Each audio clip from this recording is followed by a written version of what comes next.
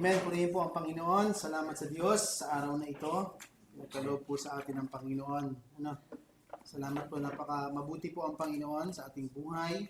Ano man ang ating pinagdadaanan, ano man ang ating sitwasyon, ano man ang ating problema, ano man ang ating sakit, ano man ang bagay na mayroon tayo, it is right to give thanks to God for His good and His love endures forever. Buksan po natin ang ating mga Biblia sa aklat po ng Salmo, Psalm 136.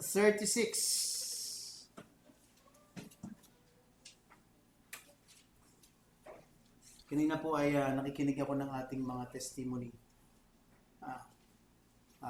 Puno ng pasasalamat ang ating pong patotoo sa kabila po ng lahat. Yung pasasalamat po ay isang bagay na nararapat sa ating mga mananampalataya. And this is commonly what we fail to do. Ito din yung madalas na hindi po natin nagagawa at naibibigay balik sa Panginoon. Ang pasasalamat na nararapat ay sa Kanya. In Psalm 136, ang ating pong pag-aaral is giving thanks. Believers' appropriate response. Ito ang nararapat nating tugon. Sa akin mang buhay, personally, is nakita ko na ang kalimitan na dahilan ng aking hinaing at maraming bagay ay ang kakulangan ng pasasalamat sa Panginoon, pagbibilang ng Kanyang mga biyaya, counting the blessings, whether sa kasakitan man, kagipitan, ay we fail to see on the aspect na ang Diyos ay mabuti at walang hanggan ang Kanyang habag sa atin, then we also will have a heart that is not thankful enough to God. Hindi siya lubos na nagpapasalamat sa Diyos. Basahin natin ang aklat po ng Salmo 136, buong Psalm po, 136. Basahin niyo po sa inyong salin, tapos tayo po ay mananalangin. Psalm 136, give thanks to the Lord for He is good. His steadfast love endures forever. Give thanks to the God of gods, for His steadfast love endures forever. Give thanks to the Lord of lords, for His steadfast love endures forever. To Him alone does great wonders, for His steadfast love endures forever. To Him who by understanding made the heavens, for His steadfast love endures forever. To Him who spread out the earth above the waters, for His steadfast love endures forever. To Him who made the great lights, for His steadfast love endures forever. The sun to rule over the day, for His steadfast love endures forever. The moon and the stars to rule over the night, for His steadfast love endures forever. To Him who struck down the firstborn of Egypt, for His steadfast love endures forever, and brought Israel out from among them, for His steadfast love endures forever. With strong hand and outstretched arm, for His steadfast love endures forever. To Him who divided the Red Sea in two, for His steadfast love endures forever, and made Israel pass through the midst of it, for His steadfast love endures forever. But overthrew Pharaoh and his host in the Red Sea, for His steadfast love endures forever. To Him who led His people through the wilderness, for His steadfast love endures forever. To Him who struck down great kings, for His steadfast love endures forever. And He killed mighty kings, for His steadfast love endures forever. Sihon, king of the Amorites, for steadfast love endures forever. And Og, king of Bashan, for steadfast love endures forever. And gave their land as a heritage, for steadfast love endures forever. A heritage to Israel, His servant, for steadfast love endures forever. It is He who remembered us in our low estate, for steadfast love endures forever, and rescued us from our foes, for steadfast love endures forever. He gives food to all flesh, for steadfast love endures forever. Give thanks to the Lord, give thanks to the God of heaven, for steadfast love endures forever. Tayo po'y manalangin. Manaming Diyos, tunay ng iyong habag, awa, and covenantal love and loyal love ay magpasawalang hanggan. Ito po ang aming pinangahawakan at ito ang magbubukso, Panginoon, sa aming mga puso ng pasasalamat na walang hanggan sa iyo. Kaya, O Diyos, buksan mo ang aming mga puso. Tulungan mo kami, Panginoon. Alisin mo sa aming buhay ang mga bagay na hindi po nararapat na response namin sa anumang dumarating sa amin sa panahong ito, Panginoon. Tulungan mo kami maging mapagpasalamat. Ikaw ay Diyos na mabuti at ang iyong habag ay magpakailanman. Purihin ka, Ama, sa pangalan ng iyong anak na si Jesus. Amen. Okay? So, ito po ay isang klase ng awit na tinatawag nila na liturgical. Ano? Ibig sabihin, magsasalita ang tagapanguna at ang sasagot nila is, His steadfast love endures forever. Psalm 136 is a Hallel. Okay, ibig sabihin ay awit ng pagpupuri, but iba po ang Psalm 136. Ito po isang dakilang awit ng pagpupuri sa Diyos. It's a great Hallel. Hindi lamang po siya isang pangkaraniwang salmo, kung hindi po isa po siyang kabukod-tanging salmo na nagpapakita kung saan ay inihahayag po ng mga tao na nasa sa loob ng kanilang pagdiriwang, pinatutunayan nila ang walang hanggang pag-ibig ng Panginoon. Sapagkat hindi po nalalaman kung kailan nasulat ang salmo na ito, subalit naniniwala po sila na ito po ang salmo na madalas nilang inaawit, lalo na po kung halimbawa po ay Tabernacles or New Year. Sapagkat kanila pong nire-recall po nila yung kanilang mga pinagdaanan, at sa tuwing kanilang binabanggit ang mga bagay na ginawa ng Diyos, wala silang ibang nagiging response sa kanilang pasasalamat kung hindi ang pag-ibig ng Diyos, ang makabanatang pag-ibig ng Diyos o habag ng Diyos ay magpakailanman. Yan po ay isang pangako ng Diyos na tunay na nagpa-fasten o nagpapatibay ng ating pagtitiwala sa Diyos na hindi nakasalalay sa ating mga tao ang ating pong kaligtasan sa anumang bagay. Maging anumang bagay na mayroon tayo problema o anumang bagay, hindi yan magiging hadlang sa ating pong buhay. Sa katunayan, kapag po ating iniisip ito, His steadfast love endures forever, maraming mga salmo ang ating o mga verses ang ating maiisip. Like in Romans chapter 8, ano ang maghihiwalay sa atin sa pag-ibig ng Diyos? Hirap ba? Sakit? O ano pa mang mga bagay? Hindi ang mga bagay na ito maghihiwalay sa atin sa Diyos. Bakit? Because the steadfast love endures forever. Ano po? So ito po ang pangako ng Diyos sa atin. Ngayon, meron po tayong 4 na punto. Okay. So babasahin ko lang po ito ng medyo background lang ng kaunti. So sabi po rito, hindi daw alam kung kailan talaga ito nasulat. When was this actually written? But its meaning, subalit ang kahulugan nito ay napakaliwanag. Sabi niya, ito ay awit na sinulat sa isang communal setting. Ibig sabihin ay naroon lahat ng mga Israel. They are communing in the presence of God. That's why this is a liturgical. Ano po? Inuulit nila ang bagay na ito. The unique feature about this is, ang pinakakaiba daw po dito is yung second phrase o yung refrain na His love endures forever. Ito ay paulit-ulit na sinasabi by the Levitical choir in the congregation. So ito yung response. Sa Catholic po ang tawag ay responsorial song. Ano? So yun po yung tinatawag. So it is actually a forceful refrain. It focuses the attention of the congregation on the Lord's intervention by His love. So pinapakita po rito yung kung paano ipinakita ng Diyos ang kanyang pag-ibig, at ang trabaho naman po nila in a Levitical choir is nire-recall nila o inaalala nila kung ano ang ginawa ng Diyos noong mga panahon na yon. So sa atin po, ganun din yung ating buhay. The only way that we can escape, na tayo ay makakatakas sa mga bagay that is really depressing sa ating pong buhay, is to look back. Tingnan natin, para tayo makatakas sa mga problema at maraming bagay, ay tingnan natin ang mabuting ginawa ng Diyos sa atin. Dapat nating alalahanin na nung pong sinabi nitong His steadfast love or His loving kindness endures forever, it is a covenantal love o tipan ng Diyos ng kanyang pag-ibig sa mga tao. In this time, ito po ay tipan ng pag-ibig ng Diyos, but principle is also applied to us bilang mga mananampalataya. Okay, meron tayong 4 na puntong pag-aaralan po dito. Una is yung verses 1 to 3. Ano po? So dito po is giving thanks is believers' appropriate response. Ito yung tama nating tugon.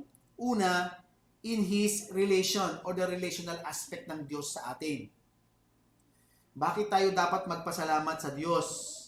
Una, nung pong sinabing giving thanks to the Lord, for He is good, His steadfast love endures forever.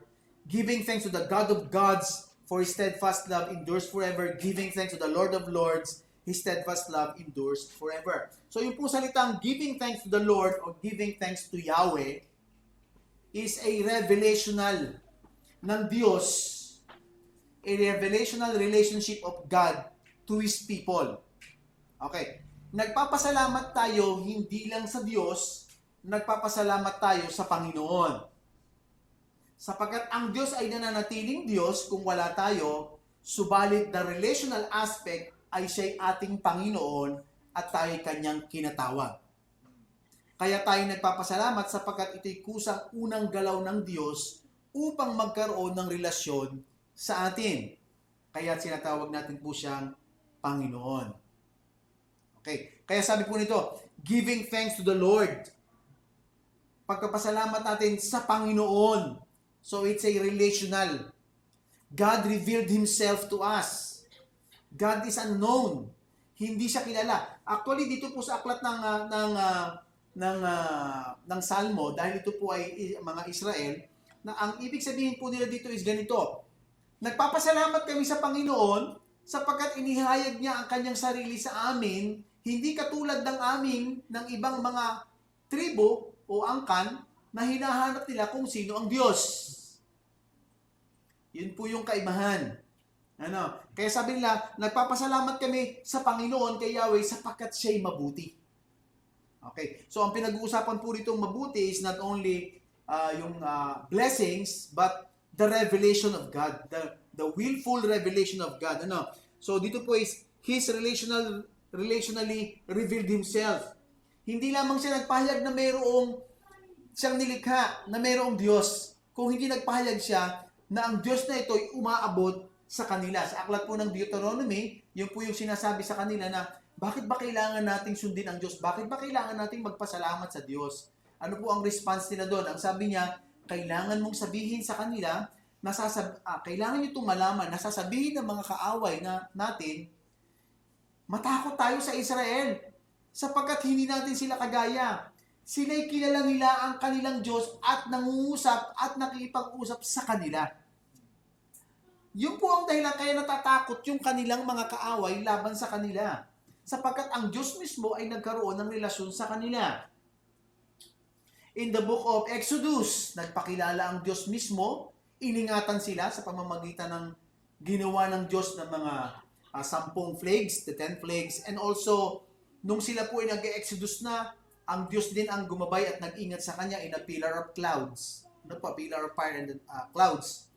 So nagpapakilala ang Diyos at nakikita ito ng mga ibang lahi o ibang tribo na tunay na ang Israel ay mayroong relasyon sa isang Diyos na makapangyarihan.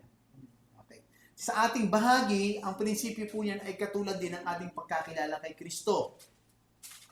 Si Kristo bilang ating Diyos at Panginoon ay mayroon din pong relasyon sa atin. Kaya po, nagpapasalamat sa Panginoon, giving thanks to God. Ang kanyang pagpapakilala sa atin in the word know, and this is eternal life, that they may know you, the only true God, and Jesus Christ, whom you have sent. And the word know is the word ginosko, which means a experiential and relational. A experiential relationship. Hindi lamang mental na kakilala mo siya, kung hindi, meron itong karanasang relasyon sa Panginoon. Yun po yung prinsipyong nakailalim po dito. Kaya po sabi niya, nung makilala ko siya, ang kanyang kabutihan, ang kanyang habag ay magpakailanman. Ang kanyang loving kindness sa akin magpakailanman. Bakit? Sapagkat hindi naman tayo nananatili. Ibig sabihin, naroon pa rin yung kasalanan ng ating mga nagagawa. But we give thanks to God. Why? Because His loving kindness endures forever. Walang hanggan po. So, in a relational aspect, okay, so sabi, this call for praise, use a familiar expression, give thanks for His love endures forever, sabi po ni Allen Ross, okay? Ang pagbigay daw po ng pasasalamat ay isang public acknowledgement kung ano ang ginawa ng Diyos sa kanila. Okay. So, everything about the Lord, na ang Diyos ay mabuti at ang lahat ng kanyang ginawa ay ginawa niya graciously and life-giving. Ginawa ng Diyos ang lahat ng bagay na ito na mapagbiyaya at nagbibigay buhay. Sa Israel, ginawa niya ito. Sa atin din po, ginagawa din po ito ng Panginoon. Actually, out of the goodness of God flows His graciousness and mercy to us. In the benevolence of God, yung kanyang kabutihan. Kaya pag sinabi natin, hindi natin masukat ang biyaya ng Diyos sa akin, katulad ko, personally, hindi ko masukat ang biyaya ng Diyos sa akin, sa aking katigasan ng ulo, sa aking mga kasalanan, at ito'y bunga ng kanyang kabutihan at ng kanyang pag-ibig. And life-giving, pagbibigay niya ng buhay. Ano po? Now, and then the second column naman daw po, sabi niya, links His goodness to His covenant faithfulness. Yung po salitang loving kindness is na, katulad ng aking sinabi na it is a covenant love.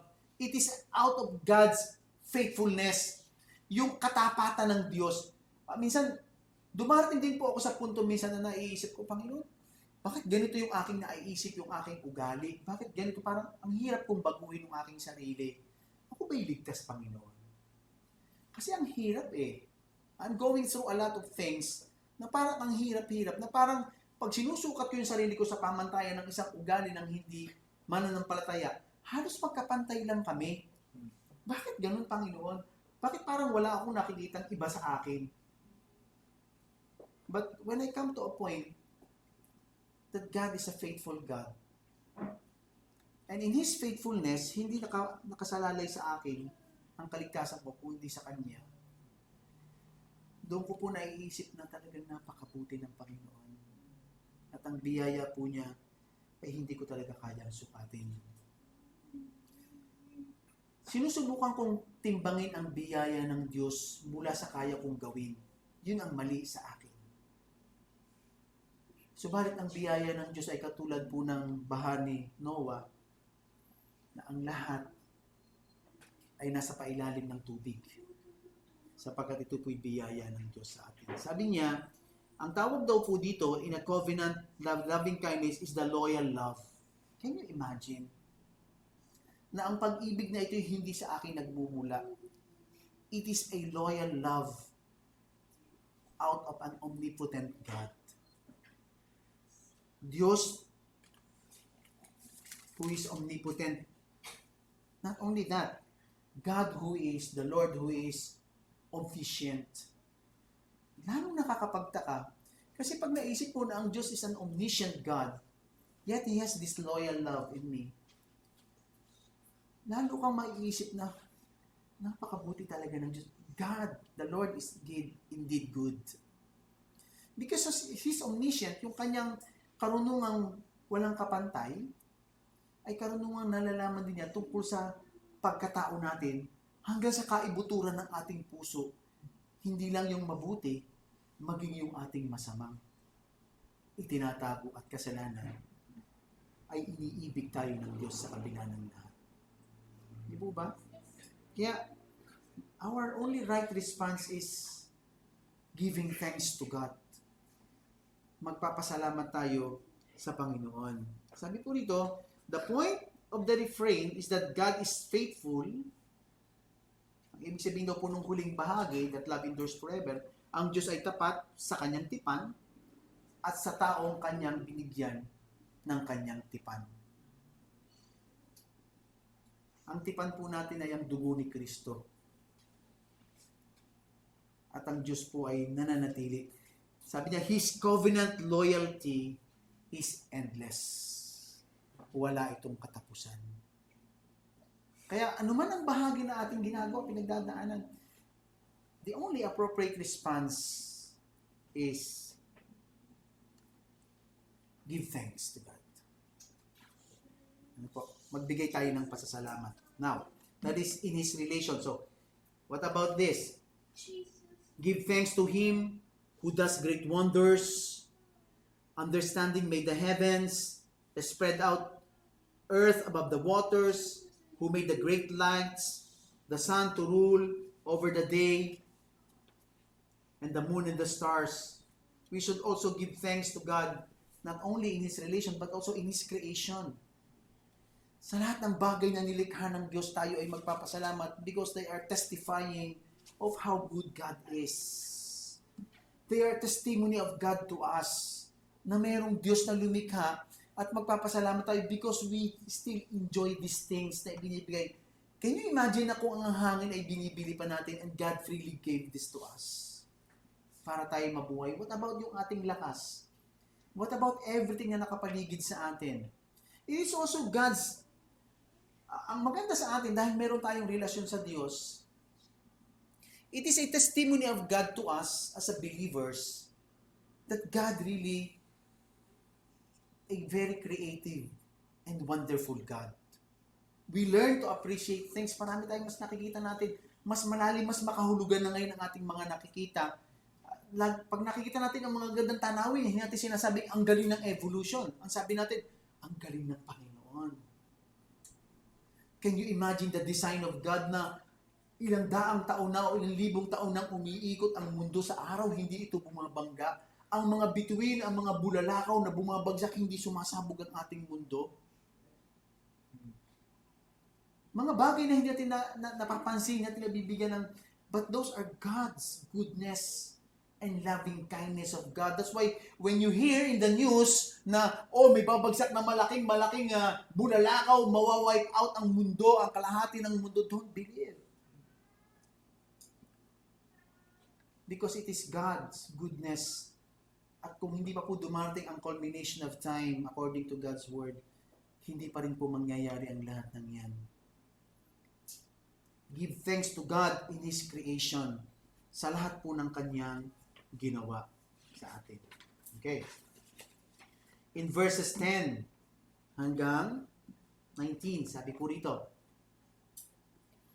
to Him who struck down the firstborn of Egypt, brought Israel out from among them, with strong hand and outstretched arm, to Him who divided the Red Sea in two, and made Israel pass through the midst of it, but overthrew Pharaoh and his host in the Red Sea, to Him who led His people through the wilderness, to Him who struck down great kings and killed mighty kings for His great love, Sihon, king of Amorites, for His stead love endures forever.